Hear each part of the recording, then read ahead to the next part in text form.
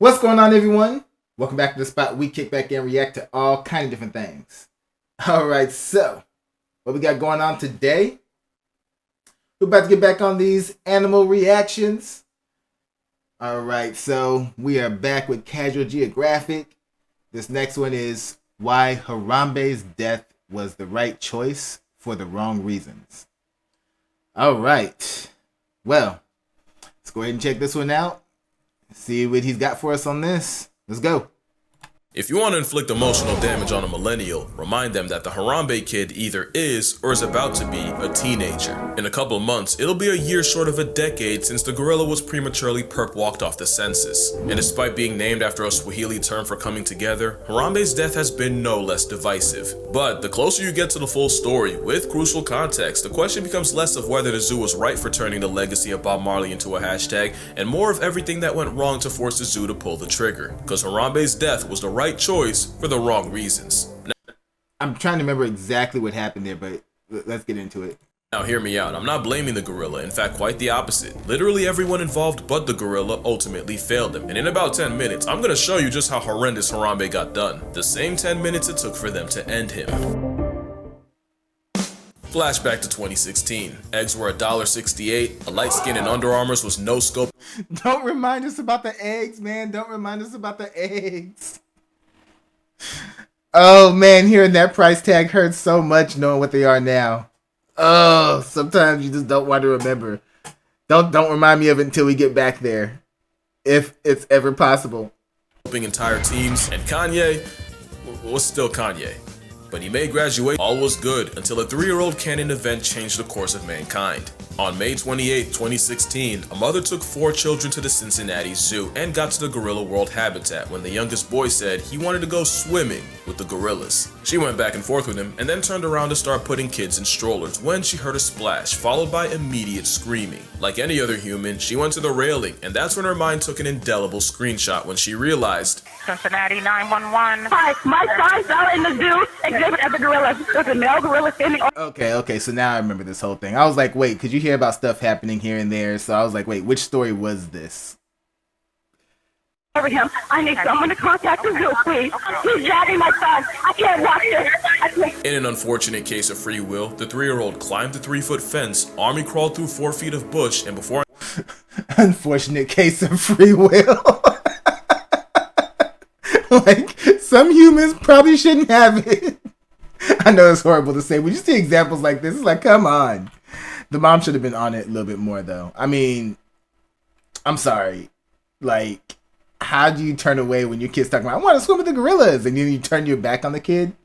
I don't know. That sequence of events, I don't know. That's weird. In a case of free will, the 3-year-old climbed the 3-foot fence, army crawled through 4 feet of bush, and before anyone could grab him and save the timeline, he fell 15 feet straight into the gorilla mode, where he was confronted by 450 pounds of adult primate. Harambe didn't seem especially aggressive, but watching him ragdoll the toddler likely took years off his mother's life. No one could say what was going through the gorilla's mind at the time. But we know what went last, because at about 4:10 p.m., about 10 minutes after the boy fell in, a member of the Cincinnati Zoo Dangerous Animal Response Team life-retired Harambe with a bullet to the head.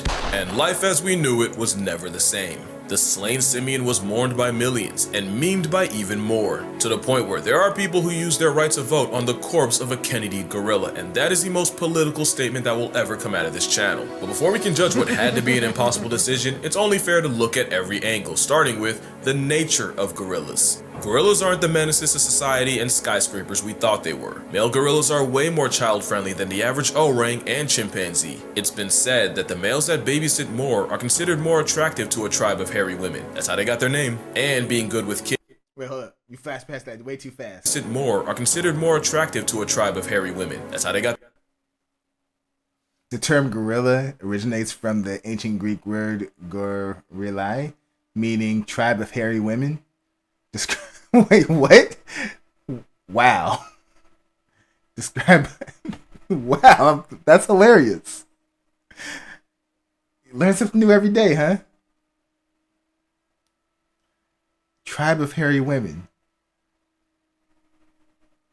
their name, and being good with kids is more of a turn on than size, strength, or status. It's proven that guy gorillas on daycare duty will have 5 times as many children as those that avoid it, which is probably why they fight so hard for custody. You've never seen a gorilla hit the burners like that. But gorillas don't need Maury, they'll even step up for children that aren't theirs. A couple years back, the alpha gorilla of a group in Rwanda got sick, and since in sickness and in health is a human construct, the 4 gorillas of the group left, abandoning not just their baby daddy, but their progeny as well. With the infants barely old enough to feed themselves, it should have been curtains. But this story had a plot twist. The sick male had a brother, Kubaha, and Unc stepped up and looked after them. They'd sleep in his nest, treat him like a literal jungle gym, and he single-handedly kept the next generation up. And Kubaha wasn't an anomaly. In 53 years of gorilla research, it's proven that orphan mountain gorillas that lose their mothers early on don't have a greater risk of becoming a statistic because the males will often step in.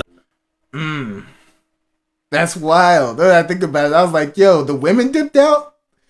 I'm like, okay, it's messed up, but you see it happen in the animal kingdom all the time, leaving the leader of whatever pack, whatever name you want to give them, depending on which animal we're talking about, you know, because they're unable to do their job anymore. They're sick or they're hurt and they can't, and so they get left behind. But leaving the kids too? That's crazy. That's a wild story. In 53 years of gorilla research, it's proven that orphan mountain gorillas that lose their mothers early on don't have a greater risk of becoming a statistic because the males will often step in. Not only did a different study show the exact opposite happens to baby chimps, monkeys, and baboons that get the Bambi treatment, even if they do survive, they inherit 0 social rank and virtually no chance at having children. It's the same story for animals like elephants, orcas, and hyenas. Being motherless is social cyanide, but not gorillas. Having one mom short of a full house, oof, has 0 effect on their social status.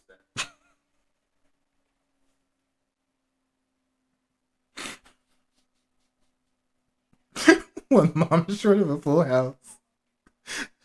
Oh my god, there's so many layers to that joke. So many directions. But not gorillas. Having one mom short of a full house, oof, has 0 effect on their social status, and it's believed that since mama gorillas often dip out before their babies mature, the males have evolved to cushion the blow. Plus with chimpanzees murking monkeys, bush babies, that's a bush baby, and even doikers for food, and even the good vibes tree hippie known to turn lorises into lunch meat, gorillas pretty much being knuckle-walking lawnmowers probably doesn't hurt Harambe's case. Gorillas go out of their way to avoid conflict, and you really won't see them beating on something weaker than they are, unless it is something to deserve it. But very true. In most cases with most animals, I often feel like whoever they're attacking did something to deserve it. Either that or they were hungry. It's one of the two. You don't really see animals bothering anybody if you're not stepping in their territory, making them defensive, or if they're not hungry.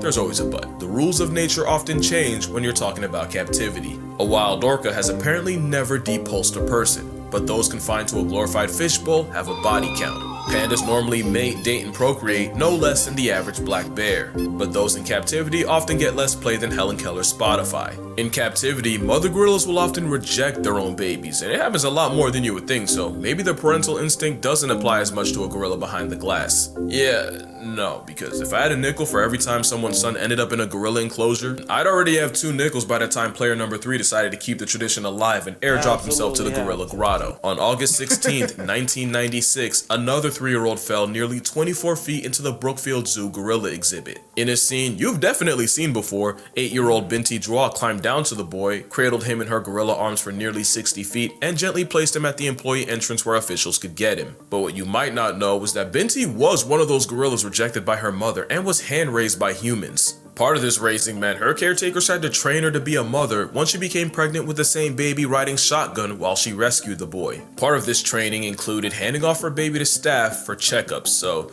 there was low-key an argument as to whether this was an actual gorilla guardian angel or just an animal doing what it had been trained. Well, almost a decade earlier in 1986, both. Like, it's obviously both, you know? To say that, oh, this animal doesn't know empathy, they were just following a pattern. Well, they learned that pattern so that they can express that empathy. They know, oh, this is where we place children who need help. My baby gets a checkup. I just leave her here for the humans to come and get her. This baby needs help. Let me put this baby over here. Yes, it's top behavior, but it's also empathy at the same time. Like when people try to act like animals don't have empathy, that annoys me so much. Just because you can't directly communicate with them, that doesn't mean you get to judge how they think. Like that's not how it works. That's not how it works at all. And when they show you a very clear example, just, the proof is right there. 5-year-old Levin Merritt followed the same script, falling into the gorilla pit. And what's with all these kids following into these pits? Parents, do better. Do better. And knocking himself all the way out. And 25-year-old Yumbo stood protectively over the boy, gatekeeping any other gorilla from him, and when the child regained consciousness and cried out, instead of matching his energy, the silverback calmly led his family to a small hut on the other side of the enclosure. But unlike Binti, Yumbo wasn't human-raised or trained in childcare. This was actual gorilla free will that looked after the injured kid. So now you might be confused, because if you were on the fence on the Harambe happening, hearing about their social psychology and the gorilla history lesson would have surely kicked you onto the Harambe side. Well, every gorilla is different, so let's talk about the story of Harambe. Before he became a hashtag. Harambe was born in the Gladys Porter Zoo in Brownsville, Texas, May 27, 1999, meaning he had just turned 17 when he got sniped. Just like Binti, he was also rejected by his mother Kayla when he was only 3 weeks old. So zoo director Jerry Stone hand-raised Harambe, taking him home. The tiny gorilla was by all means his family. Jerry was actually the one to help Harambe's grandparents settle in after they arrived from Africa, and he was even there at Harambe's birth, cutting the umbilical cord. He changed diapers, got up at midnight to feed him. Nobody had put in more Harambe hours than Jerry. Jerry described him as a lovable troublemaker. He'd do things like throw water at female keepers and run away. He'd steal blankets just to give keepers an excuse to chase him. He'd even climb walls to get his keepers' attention just so he could fall backwards and make them catch him. By every account, Oh man, so he was playful and a prankster. Okay. climb walls to get his keeper's attention just so he could fall backwards and make them catch him. By every account, Harambe meant well, but there was a point where Jerry stopped getting in the cage with him. Not because he was aggressive, but as he got bigger and stronger, there was a legitimate chance he could accidentally roughhouse Stone into eternal submission. But Jerry also noted that Harambe always looked after his siblings, fully embracing the big brother role. But on January 6th, 2002, before Harambe was even 3, someone left chlorine cleaning tablets way too close to a space heater, causing a leak of toxic chlorine gas that suffocated the gorillas. Zookeepers immediately called EMTs, and by administering oxygen, they were able to revive 8 of the gorillas. But there were 3 that never woke up: Harambe's mother, brother, and sister. Yeah, Harambe got hoed by humanity long before Cincinnati. Speaking of which, almost 10 years later in 2014, Harambe was now 15 and time came for him to be relocated to hopefully start his own troop. Jerry actually pushed for Harambe to be sent to Cincinnati, that way he could contribute to their breeding program, and in September, the gorilla named after a Bob Marley song was transferred to the Cincinnati Zoo and Botanical Garden. And less than 2 years later, he would exist only as a statue. So there, now you have more background information than 90% of anyone who's given their opinion. Everything so far points against Harambe being a threat to the toddler, yet experts like Jane Goodall, Jack Hanna, and primatologist Franz de Waal all seem to agree the zoo made the right choice. And I'm with them. Harambe had to die. But why? Basically, it was the best of a bad situation. A lot of people say tranquilizers, but tranks don't work the same way they do. Yeah, that's one thing. That was the first thing that I heard, tranquilizers. Why didn't you use a tranquilizer on them? Like, if you understand how long it takes for a tranquilizer to take full effect and knock out an animal, it's not the answer when you need to immediately save somebody from that animal. Like, tranquilizers work when you're trying to capture an animal and you got a good safe distance and they can't get to you before the drug kicks in. But it's a different story when they're literally standing over a child On TV. It can take 10 minutes to take effect, even longer when the animals turned up. There was a story of 2 polar bears wandering too close to town in Churchill, Manitoba, and the first bear was slept and put in polar bear jail. Yes, but the second bear had no... Wow. Polar bear jail. I gotta say that one more time. And the first bear was slept and put in polar bear jail. Yes. But the second bear had no reaction to the same trank. If anything, it probably made him mad. But the real reason tranquilizing wasn't an option, this is Cha-Cha, Cha-Cha the chimp. Cha-Cha went full Caesar and escaped the Yagiyama Zoo in Japan, and I want you to see what happened the moment he got darted. That man was a second away from becoming an Instagram reel. Animals don't understand the concept of anesthesia, but they do understand getting shot in the back, and in those 10 minutes to take effect, Harambe could have been the most dangerous gorilla outside of Hollywood. The next option would have been trying to have the keeper rescue the kid while distracting Harambe, but here's the thing. The moment the kid fell in, zoo officials signaled for all the gorillas to come inside. The two females complied, but Harambe, he was also using free will. Clearly he wasn't in the mood to cooperate. The last argument is that Harambe wasn't hurting the kid. In fact, it looks like he was protecting him. I actually agree. I think the father instinct was doing a lot of heavy lifting, but here's the thing. Harambe was a 450-pound immature teenager who never had a kid or was trained for it. He could have killed that kid completely by accident. This isn't 25-year-old Yambo. Young gorillas play rough, and one hard pull could rip his arm out of the socket, and too hard of a drag could bash the 3-year-old's head against a rock. Also, Harambe was clearly stressed out. The situation was a time bomb. The little boy freaking out and screaming, suddenly running away, or even just looking Harambe in the eye could have been enough to light the fuse. And speaking of time, don't forget, that kid was in gorilla custody for 10 minutes. Might not seem like much to you, but let it be your bloodline. 10 minutes will feel like and cost you 10 years. Now, what they should have done, in my non-professional online opinion, was get anyone who wasn't a keeper, paramedic, or zoo vet, get him out of there, form a perimeter, something. I feel like all this could have been avoided if you didn't have a whole coliseum yelling at my mans. Silent game would have been... That was another one right there. I'm like...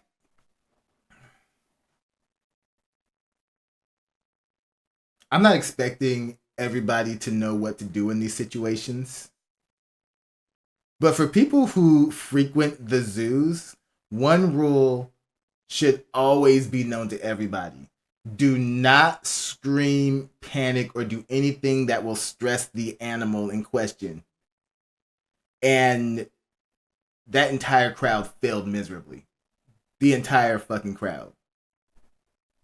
Golden, but at that point it was too late for all that, and so the last option meant erasing an endangered species and future father. I don't like it, you don't like it, nobody's happy, but let's be real. Think about what the conversation would be if that kid became a chalk outline right there. Well, I can tell you, because it's happened. November 4th, 2012, Pittsburgh Zoo. Mother lifts her 2-year-old over the railing for a better view.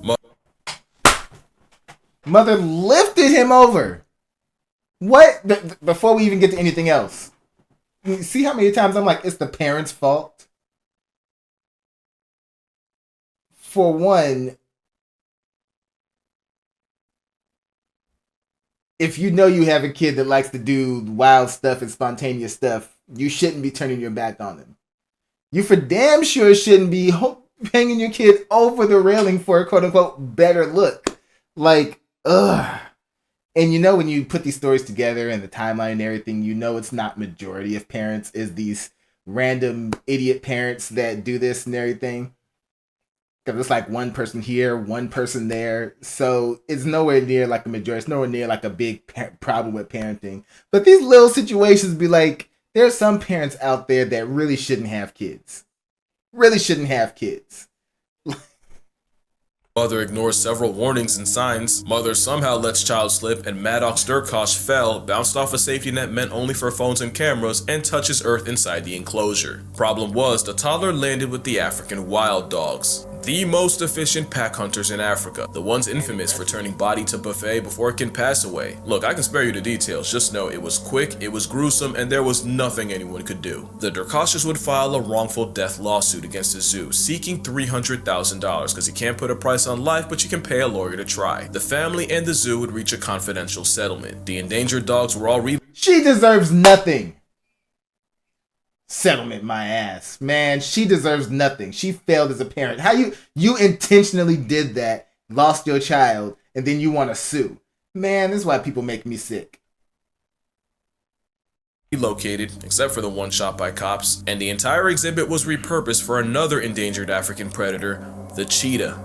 You know, for the longest I thought the zoo got screwed, but what I never knew was that in May of the same year, some of the same wild dogs dug out of their den and got the entire zoo put on lockdown. And as early as 2007, a member of the zoo safety committee explicitly warned of guests dangling children over the exhibit opening and advised them to install plexiglass to cover it. And the fact that they actually have to put out a warning like that, it's like slapping a warning too hot over like a pot of coffee. When you have to warn people about the blatantly obvious, it shows just how stupid people really are. It really does. I hate seeing this kind of stuff because it's like, how are you that dumb? Who would ever think, let me just, well, apparently there's some people. Let me just hang my baby over here. So if they had to put that up there, I feel like it wasn't just this one mom. It wasn't just this one mom. It had to be a couple of situations. They probably had to yell at a few people, don't do that. Like, oh my God. The animals so far, not a single one of these animals have been in the wrong in that sense. Wild dogs, there's a reason why they're called wild dogs. Man, stupid. Of guests dangling children over the exhibit opening and advised them to install plexiglass to cover it. But no changes were made until a kid got eviscerated 5 years later. Now, I don't think I'm letting the mom. Okay, no changes were made. That's on the zoo's fault. That one is on the zoo. Knowing these people are idiots and knowing the situation happened, you guys should have put up extra guards and railings and plexiglass and all that to keep the idiots at bay. Now that you know that was going to happen, the fact you didn't do your part, that one is on. Still on the parent though for letting it happen to their child, but the fact that they didn't make any changes to prevent that part is on them. But no changes were made until a kid got eviscerated 5 years later. Now, I don't think I'm letting the mom off. I got a lot of thoughts, and they're all explicit. But the zoo was liable and negligent, and it cost them and the dogs, even though common sense would have saved the day. For real. The first one, totally on the parent. Second one, on the zoo. The zoo shares half the blame. But common sense would have been a godsend on Christmas Day 2007, San Francisco Zoo. Look, we've all heard the story of Tatiana the venge-lusting tiger, so here's what we know. Three guys, 17-year-old Carlos Sousa Jr. and the 19 and 23-year-old Dhaliwal brothers taunted a Siberian tiger. Pine cones and sticks were likely thrown at the tiger. The brothers' father admitted that the boys were drunk. Tatiana escaped, murked Sousa, and mauled the brothers until she was eventually shot by cops. And the Dhaliwal family settled a suit against the zoo for $900,000, and the Sousa family settled a wrongful death suit for an undisclosed amount. And both brothers would use their second chance at life to get into several run-ins with the law, one including a drunken fight with police. Waste of space. Waste of space. Y'all had that traumatic situation happen to y'all.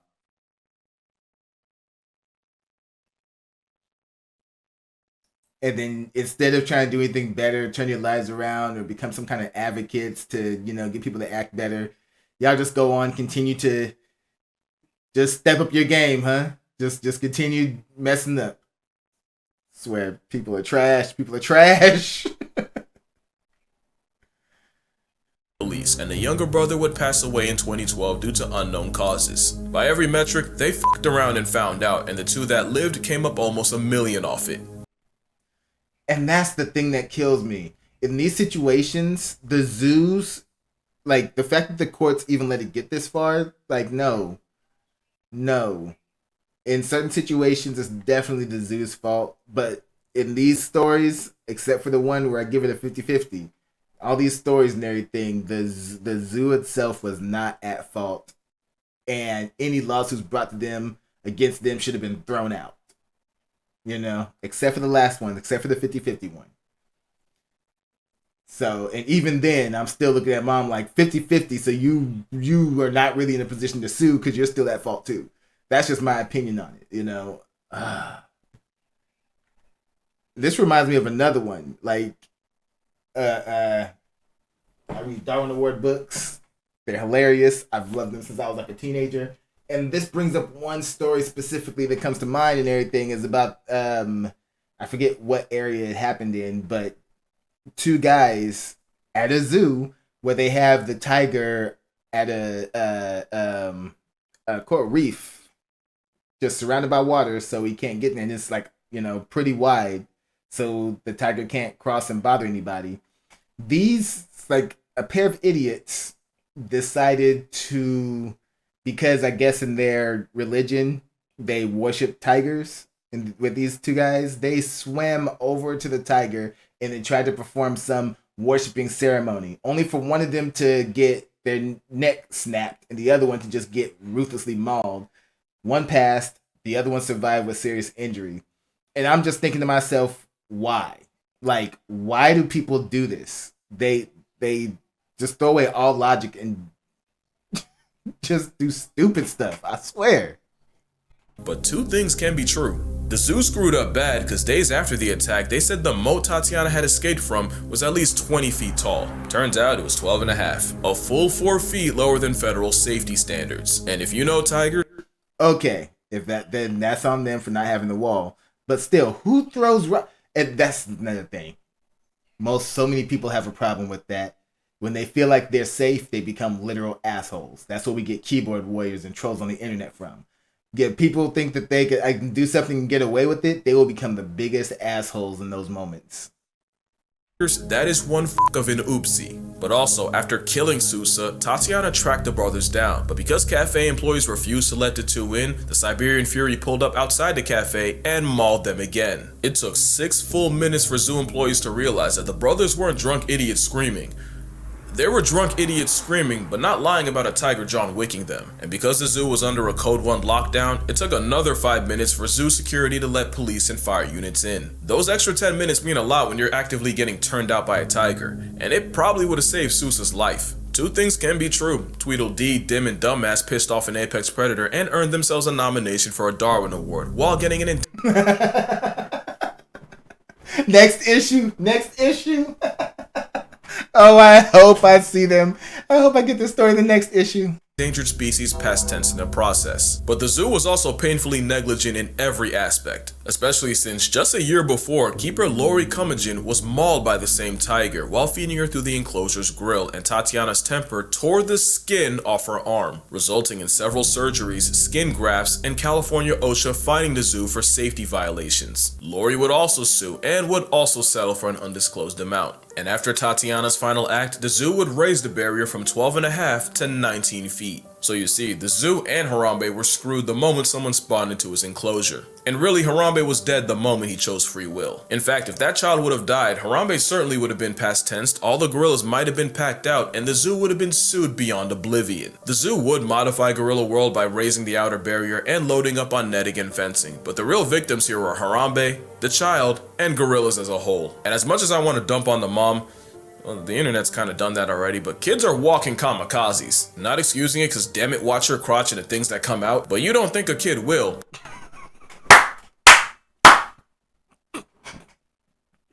Oh, I love it. Oh, that was great. That's a great quote right there. And as much as I want to dump on the mom, well, the internet's kind of done that already, but kids are walking kamikazes. Not excusing it, cause damn it, watch your crotch and the things that come out, but you don't think a kid will, till they do. And mama, I love you, I really do, but when I was about knee high, my mom turned away for a second at the park, and when she turned back, she saw me on the other side of a pond leaning in. And if both my parents didn't go Usain Bolt and catch me before I fell in, well, we know how that story ends. I also almost got kidnapped. And I only say that now because my mother never lets me forget it. But yeah, that's gonna do it. His mom never lets him forget. Like, boy, you were such a handful. Look away for 2 seconds. And while that is true, I 100%. For me, being a parent myself, the fact that kids are like that is so well known, such common knowledge, that I feel like it's not an excuse.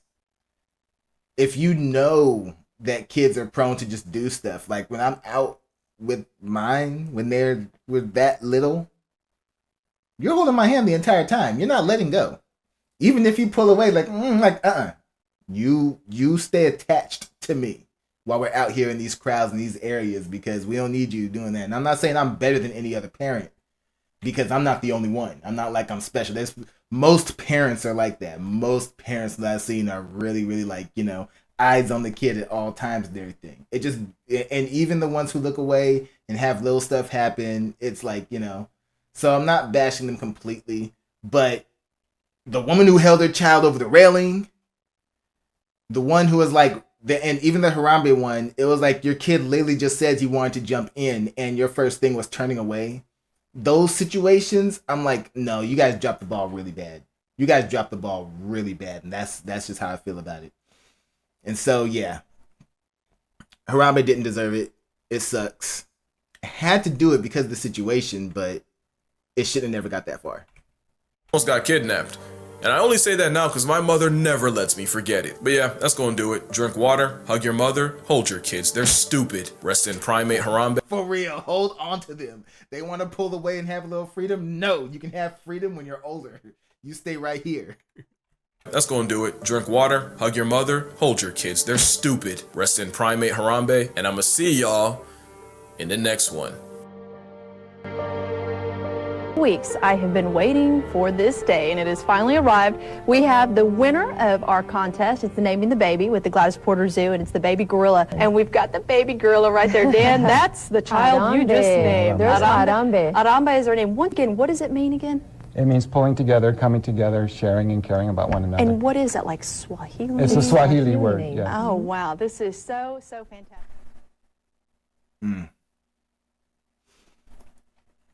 Yeah.